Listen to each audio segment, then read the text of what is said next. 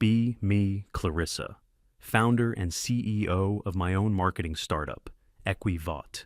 Not just a company, but a movement, my life's work. The whole idea was to build a business that proved you could be successful without the old world corporate baggage. No backstabbing, no burnout culture, none of that chest-thumping nonsense you see everywhere else. I wanted to create a space where empathy and collaboration were the main drivers, not just profit margins. We were actually doing well for a while. Really well. We had a solid roster of clients and a reputation for getting things done. But the office culture, it just felt wrong. It wasn't what I envisioned. The core of my team was made up of 3 guys, Mark, David, and Kevin. On paper, they were perfect, the engine that made the company run. Mark was my lead project manager. The guy was a machine when it came to organization. He could juggle 10 projects at once and never miss a deadline. Clients loved him because he was direct and never promised something he couldn't deliver. But his energy was just aggressive. Everything was a fight to be won. We'd be in a meeting, and I'd be trying to talk about the long-term vision for a client's brand, and he'd cut in with questions about budget allocation and resource management. He called it being pragmatic. I called it stifling creativity with negativity. Every conversation with him felt like a negotiation, where I had to defend my ideals. Then there was David, our tech guy. He was one of those quiet genius types who basically built and maintained our entire digital infrastructure by himself. The man was a wizard. If a client's website had a problem, he'd fix it before the client even finished writing the email. The issue was, he was completely silent, a ghost in the machine. He never spoke in meetings unless you asked him a direct question, and even then, he'd give a one-word answer. I tried to get everyone to participate in team-building exercises, morning check-ins, things to foster a sense of community. David would just sit there, looking at his laptop, completely disengaged. It made people uncomfortable. He wasn't a team player. His silence felt like a judgment on all of us. I needed people who would contribute to the atmosphere, not just sit in the corner and code. And finally, there was Kevin, our lead designer. The guy was talented, I'll give him that. He could whip up a campaign visual that was clean, professional, and exactly what the client asked for. But it was always so safe, so predictable. I'd push him to be more bold, to challenge norms with his designs. He'd listen, nod, and then produce another perfectly effective, perfectly boring ad. The worst part was the bro culture between the 3 of them. They had their own private jokes, their own way of talking about projects that felt exclusionary. I'd walk into the main office space and they'd be laughing about something, and then immediately get quiet when they saw me. Mark and Kevin would talk about sports or some new action movie, and it just drained the intellectual energy from the room. I felt like an outsider in my own company. The whole point of Equivate was to be different, and here I was running an office that felt like any other soulless tech company run by men. I tried to steer things in the right direction. I organized mandatory workshops on mindful communication.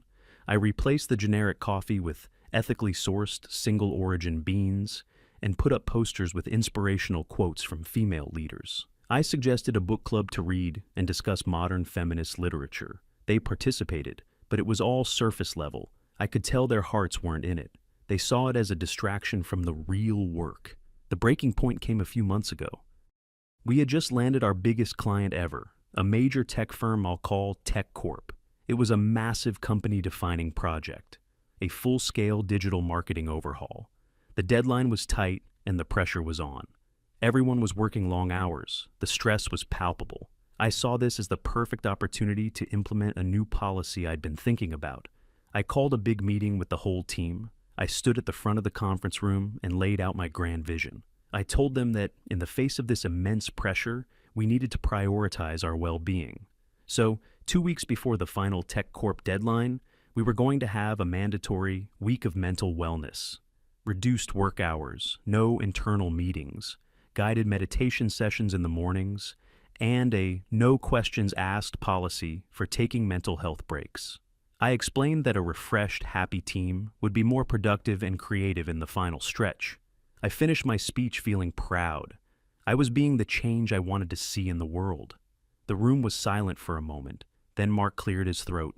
He wasn't looking at me, but at the project timeline projected on the wall. He calmly stated that the idea was nice in theory, but completely impossible in practice. He pointed to several key milestones on the timeline that were scheduled for that exact week. He explained that pushing them back would create a domino effect, making it mathematically impossible to meet the final deadline. He said we'd be in breach of contract with Tech Corp, which would not only cost us the project, but also incur significant financial penalties. He finished by saying, "We just can't do it, Clarissa. The numbers don't work." I stared at him. The way he said "the numbers" felt like a personal attack. He was reducing my vision for a healthier workplace to a simple math problem. He was using his cold male logic to shut down a conversation about human emotion and well-being. Kevin shifted uncomfortably in his chair, but nodded in agreement with Mark. David, of course, said nothing, but he had his laptop open to a spreadsheet that seemed to confirm Mark's analysis. I saw it all so clearly in that moment. This was the wall I was always hitting. This was the toxic, results at all costs mentality I had built my company to fight against. They didn't get it. They would never get it. They were a part of the problem. I felt this wave of anger and disappointment wash over me. I ended the meeting abruptly. I went back to my office and sat there for an hour, just thinking. My dream of Equivade was dying. It was being suffocated by the very people I was paying to help build it. And I realized I had a choice. I could either compromise my values and let my company become another cog in the patriarchal machine, or I could make a radical change. I knew what I had to do. It was time to cleanse the temple. The next day I came in early. I prepared their severance packages, just the bare minimum required by law. I called them into my office one by one. Mark was first. He walked in, probably expecting a follow-up debate about the wellness week. I just handed him the envelope and told him his position was being eliminated, effective immediately. He was completely blindsided. He just stared at me, then at the envelope. He didn't yell or argue. He just got this cold, hard look in his eyes. He asked for a reason. I gave him some corporate HR speak about restructuring the company to better align with our core values. He just nodded slowly, stood up, and walked out without another word. Kevin was next. He was more visibly shocked. He kept saying, "But why? I thought everything was going great." I explained that we were moving in a different creative direction. He looked genuinely hurt, which was almost worse. He tried to talk about the projects he was in the middle of, but I just told him they would be reassigned. Finally, I called in David. I half expected him not to show up, but he did. He took the envelope, looked at it, and just gave a single, almost imperceptible nod. He turned and left. No questions, no emotion. Just gone. It was done. I walked out of my office. The main workspace was eerily quiet. 3 empty desks. I felt a moment of panic. What have I done? But I pushed it down. This wasn't a loss. This was a new beginning. I had cut out the rot. Now I could finally build the team I always wanted. A team based on shared values, mutual support, and a truly progressive vision. That evening, I posted a job listing. I didn't post it on the usual job sites. I shared it in private online communities for female entrepreneurs and progressive activists. The job title was Creative Visionary Intern. I wasn't looking for experience. I was looking for passion. The description didn't list technical skills. It talked about changing the world, dismantling traditional power structures, and creating a safe and collaborative space. It was an unpaid internship, but I framed it as a mentorship opportunity with the chance to earn invaluable experience. The applications flooded in. They were all from young, bright, idealistic women. I spent the next few days interviewing them. It was so refreshing. Instead of talking about their past job performance, we talked about their ideas, their feelings, their vision for a better world. I finally settled on 3 of them. The leader of the group was Zoe. She was smart, articulate, and incredibly passionate. She spoke my language. She used all the right words. She talked about intersectionality, emotional labor, and the importance of challenging the status quo. She didn't have any real marketing experience, but I knew she was a star. She just got it. The other 2 interns were her friends, just as bright and eager. They started the following Monday. The vibe in the office changed overnight. It was like a cloud had lifted. There was laughter. There was music.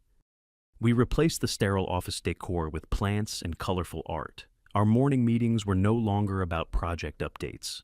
They were about sharing our feelings, our inspirations, our struggles. We started a company blog and a new Instagram strategy. Zoe was a natural at it. She wrote these incredible, thought-provoking posts about the problems with modern advertising and the need for a feminist approach to marketing. We weren't just selling a service anymore. We were selling an idea. For the first few weeks, it was perfect. It was a utopia. I felt so validated. I had been right all along. This was how a company was supposed to feel. The actual client work seemed less important. We were still handling the smaller accounts, mostly just basic social media management and content creation. The quality wasn't quite what it used to be, but the energy was so much better. I figured the skills would come with time. The passion was the important part. The first sign of trouble came from one of our oldest, smallest clients, a local bakery. They sent an email complaining that their online engagement had plummeted since the new team took over. They said the posts were confusing and the images were low quality. I brought it up with Zoe. I showed her the email, expecting her to be concerned. She just shrugged. She told me the bakery owner just didn't understand our new, more advanced strategy. She said that focusing on metrics like likes and shares was a patriarchal way of measuring value. What really mattered, she explained, was that we were starting a conversation. Her confidence was so absolute that I found myself agreeing with her. She was right. The old ways were the problem. The client was the one who needed to adapt, not us. I sent a polite email back to the bakery, explaining our new holistic and narrative-driven approach. They canceled their contract the next day. I was a little annoyed, but I brushed it off. They were a small client anyway. They were holding us back, their loss. We were destined for bigger things. And the biggest thing of all was still on the horizon, the TechCorp project. After the firings, I had managed to get them to agree to a short extension on the deadline, blaming internal restructuring. I told them we had a new dynamic team in place and that the results would be better than ever. They were skeptical, but they agreed. Now that new deadline was looming, and the real work had to begin. It started with a simple request from the TechCorp marketing lead. They needed some urgent updates made to the project's staging website, which was hosted on our servers. It was a technical task, the kind of thing David would have handled in 5 minutes without even being asked.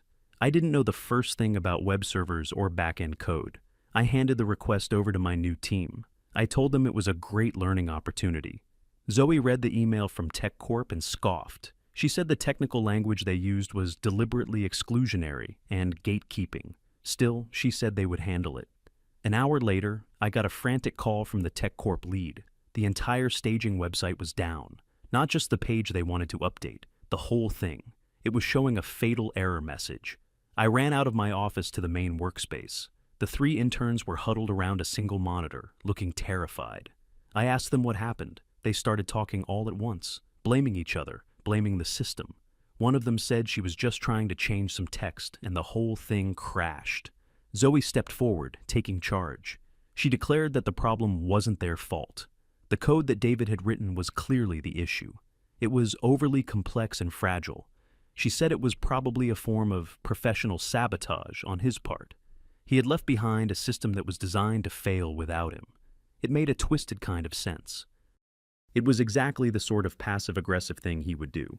But that didn't solve the immediate problem. We had a multi-million-dollar client whose project site was completely offline because of us. I told them to fix it. They just stared at me blankly. They didn't know how. They had no idea where to even start. That was the first time I felt a real cold spike of fear. I spent the entire rest of the day and most of the night on the phone with the hosting company's tech support. I was trying to explain a problem I didn't understand to a support agent who was losing patience with me.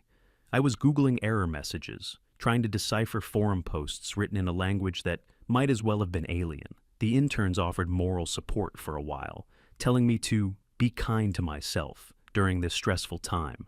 Then they left at 5 p.m. sharp, saying it was important to maintain a healthy work-life balance. By 3 a.m., sitting alone in the dark office, I finally managed to get the site back online. I had just randomly restored a backup from the previous day. I had no idea if I had lost any data. I just knew the error message was gone. I sent a shaky email to TechCorp, telling them the issue was resolved. I had survived, but something had been broken. The The perfect utopian illusion of my new office was starting to crack, and the worst was yet to come. I came into the office the next morning on about 2 hours of sleep. My eyes felt like sandpaper, and my head was pounding from the cheap coffee I'd been chugging all night. The office was bright and cheerful. The interns were already there, chatting and sipping herbal tea. They had put a vase of fresh flowers on my desk. Zoe greeted me with a serene smile. She told me how proud she was of me for navigating a stressful situation with such resilience. She handed me a document she had prepared. It was a post-mortem analysis of the systemic failure. I scanned it. It was 2 pages of dense academic text about hostile digital architecture and the inherent biases in legacy code. The conclusion was that David had intentionally created a system that was impossible for anyone but him to manage, a classic example of knowledge hoarding as a form of patriarchal gatekeeping. There was no mention of their own mistake, not a single word of accountability. I wanted to scream. I wanted to tear the document in half, but I was too tired to fight. I just mumbled a thank you and went into my office, closing the door. I had just put my head in my hands when an email from Tech Corp popped up. It was from the marketing lead. His tone was clipped and professional, but I could feel the ice underneath. He acknowledged that the site was back up. Then he moved on. The next phase of the project was creative. They needed a full suite of digital banner ads for their upcoming product launch. The email was very specific. It listed the exact dimensions, the key messaging points, and the target demographics. It was a straightforward bread-and-butter marketing task, the kind of thing Kevin used to be able to turn around in a single afternoon. This was our chance to recover, a chance to prove that the website crash was just a fluke. I printed out the email and walked out to the main office. I tried to sound upbeat and motivational. I told the team that this was our opportunity to really shine, to show Tech Corp our creative vision. I handed the brief to Zoe. She read it over, and her expression soured. She pointed to a line in the email.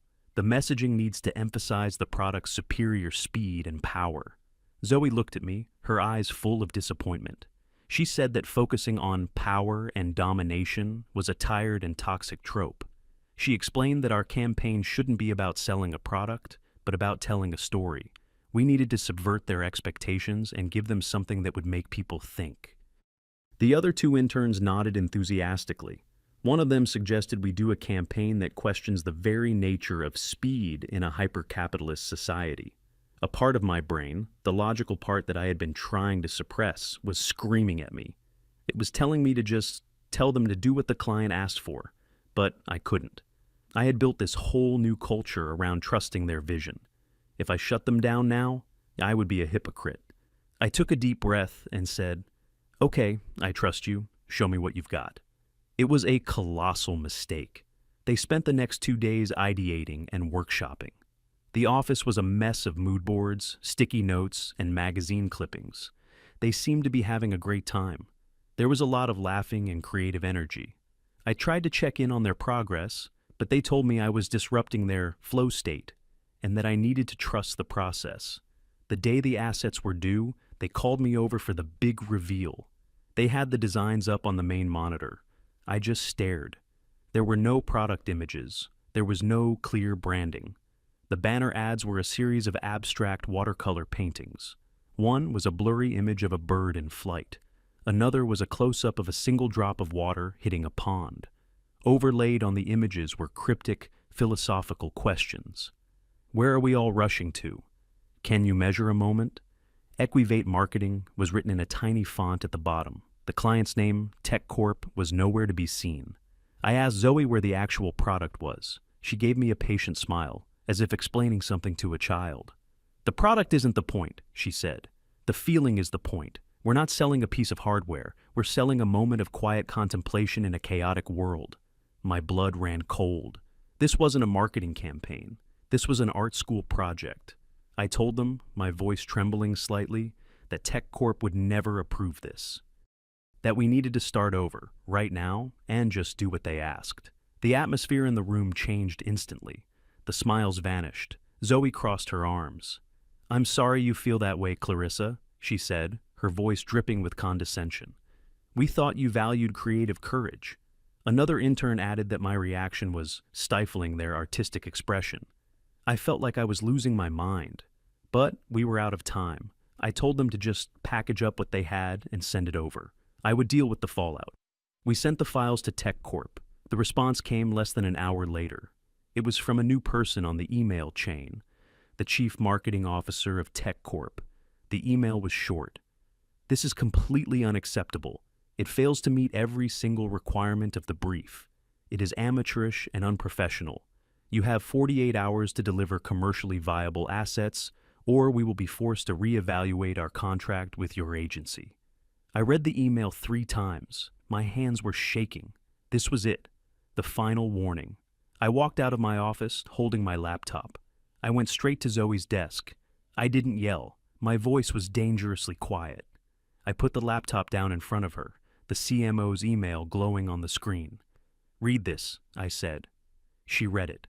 For the first time, I saw a flicker of fear in her eyes.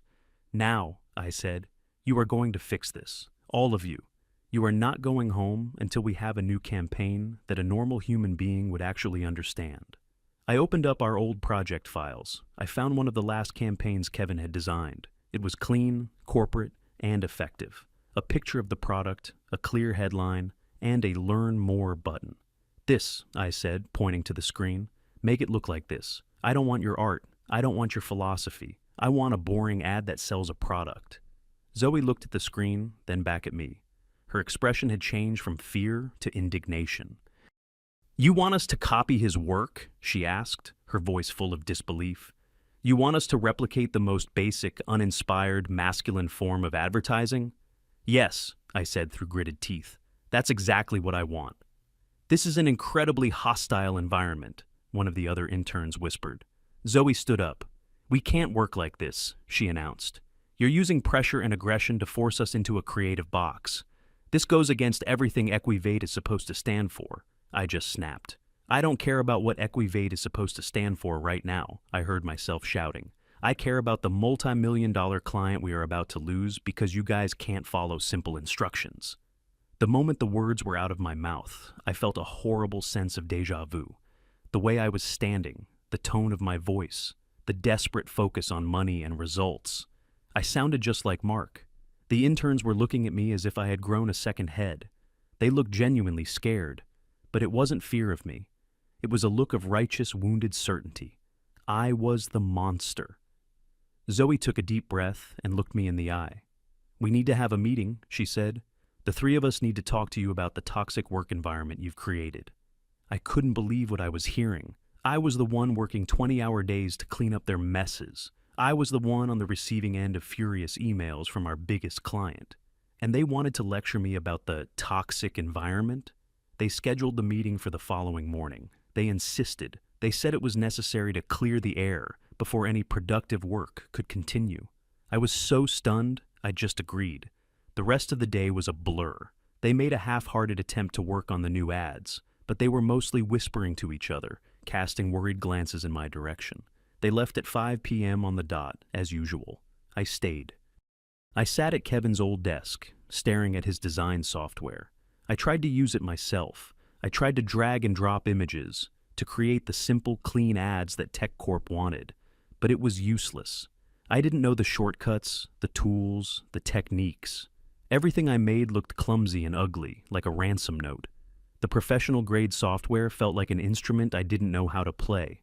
An hour turned into 2, then 4. I was getting nowhere. The 48-hour deadline was ticking down. I was completely, utterly alone. My team, my hand-picked team of visionaries, had abandoned me. Worse, they had turned on me. They had taken the very values I had instilled in them, and were now using them as a weapon against me. I looked around the empty office, at the inspirational posters and the dying plants. The vibrant, happy utopia I had built felt like a prison. And I was the only inmate. I had a meeting in the morning where I was going to be reprimanded by my own interns. After that, I had less than 24 hours to somehow produce a professional quality advertising campaign from scratch by myself. For the first time, I didn't feel like a CEO. I felt like a fraud. I put my head down on the desk, surrounded by the ghost of a competent man's workstation, and wanted to cry. But I was too tired for that too. The blinking cursor on the blank screen just mocked me in the dark. I must have fallen asleep at the desk. I woke up to the feeling of the morning sun hitting my face through the office window. My neck was stiff and my back ached. The computer screen was still on, displaying my pathetic attempt at a banner ad. The interns arrived shortly after, looking fresh and rested. They didn't greet me. They walked past my desk and went straight to the conference room, closing the door behind them.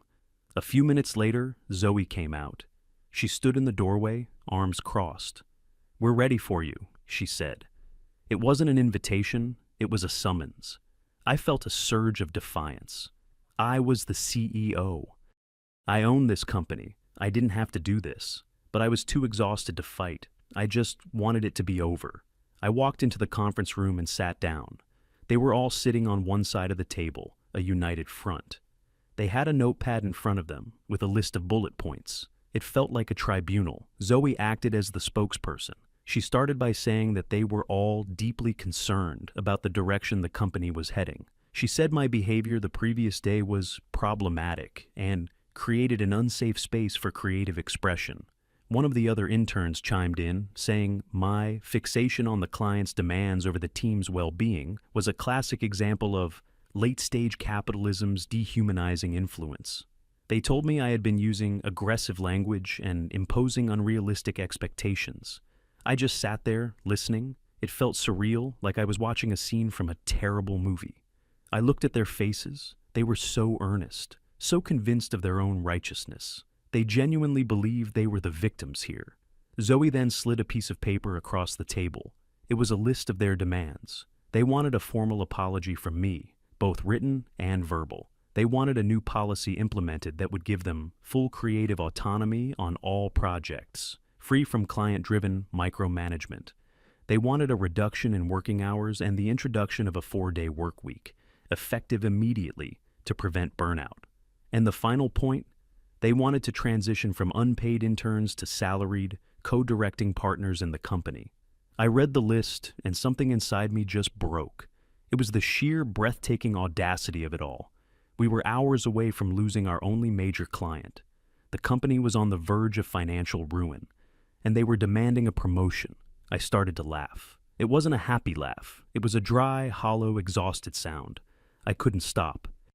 I just sat there, laughing at the absurdity of my situation. My laughter seemed to unnerve them. They exchanged confused, worried glances. When I finally stopped, I took a deep breath. I looked at Zoe. "Get out," I said. She blinked. "What?" "Get out," I repeated, my voice flat and empty. "All of you, pack your things. You're done here. The internship is over." For a moment, they were too shocked to speak. Then the outrage came. Zoe stood up, her face red with anger. "You can't do that," she sputtered. "You can't just fire us for speaking up. This is retaliation." "You're unpaid interns," I said, the words tasting like ash in my mouth. "There's nothing to fire you from. Your mentorship opportunity has concluded. Now, please leave my office." They started shouting about their rights, about how they were going to expose me and my exploitative practices on social media. I didn't care anymore. I just pointed to the door. It took them another 10 minutes of threats and dramatic pronouncements, but eventually they were gone. I was alone again in the silent office. The deadline for the TechCorp assets was in about 6 hours. I knew it was hopeless. I couldn't do it. I had failed. I had taken a successful, growing company and driven it straight into the ground in a matter of months. I had done it to myself. I had chosen ideology over competence, and this was the result. Sitting at my desk, I pulled up the company's financials. It was even worse than I thought. The penalty for breaching the TechCorp contract would wipe out almost all of our remaining cash reserves. Equivate was finished. Then, a different kind of thought entered my mind, a desperate last-ditch Hail Mary. My fingers moved on their own, opening my old contact list. My thumb hovered over a name I hadn't looked at in months. Mark. What was I even thinking? He would laugh in my face. He would hang up on me. But what other choice did I have? I took a deep, shaky breath and hit the call button. It rang 3 times. I was about to hang up when he answered. "Hello?" His voice was calm, professional, unfamiliar. "Mark," I said, my own voice barely a whisper. It's Clarissa." There was a long pause on the other end of the line. "Clarissa," he said finally. His tone was impossible to read, not angry, not friendly, just neutral. I started talking, the words tumbling out of me in a desperate rush. I didn't make excuses. I didn't blame the interns. I just laid it all out. I told him about the Tech Corp deadline, the website, the banner ads. I told him I was in over my head and that the company was about to go under. I told him I knew it was a long shot. I knew I had no right to ask, but I was desperate. "I'll pay you anything," I pleaded. "A consulting fee, double your old rate, triple it, just for a few hours, just to help me get through this one deadline." When I finished, the line was silent again. I held my breath, waiting for him to tell me off, to tell me I deserved this. When he finally spoke, his voice was still perfectly level. "I appreciate the offer, Clarissa," he said, "but I can't help you." My heart sank. "I understand," I mumbled. "I'm sorry to have bothered you." "It's not that I wouldn't," he continued, and for the first time, I heard a hint of something else in his voice. Not pity, but something like finality. "Kevin, David, and I just accepted an offer from your main competitor. They hired us as a package deal to run their new digital marketing division." I couldn't breathe. "Our first assignment," he went on, his voice as calm as if he were discussing the weather, "is to take over the Tech Corp account. Their CMO called us directly this morning. It seems they've just terminated their contract with you." The world tilted on its axis. He knew. He already knew. "I wish you the best of luck with your company," he said. Then he hung up. I lowered the phone from my ear. I sat there in my empty, silent office, staring at the screen of my computer. On it was a half-finished poster Zoe had been working on before she left. It had a picture of a shattered glass ceiling, and underneath, in bold, cheerful letters, it read, "The future is female." I looked at that poster. Then I looked at the wreckage of my company, my dream. I had fired my best people because they didn't fit my vision. I had replaced them with people who shared my vision but had no skills. And in the end, the competent professional men I had cast aside hadn't been destroyed. They had moved on. They had been rewarded for their skills. I was the one who was left with nothing. I had become the architect of my own destruction. I finally understood. It wasn't about being male or female. It wasn't about vision or values or creating a safe space. It was about competence. It was about being able to do the job. And I had chased away the only people who could. Sitting there, in the ruins of my perfect progressive company, I finally regretted it. Not just losing the money, but being so wrong, so blindly, arrogantly wrong.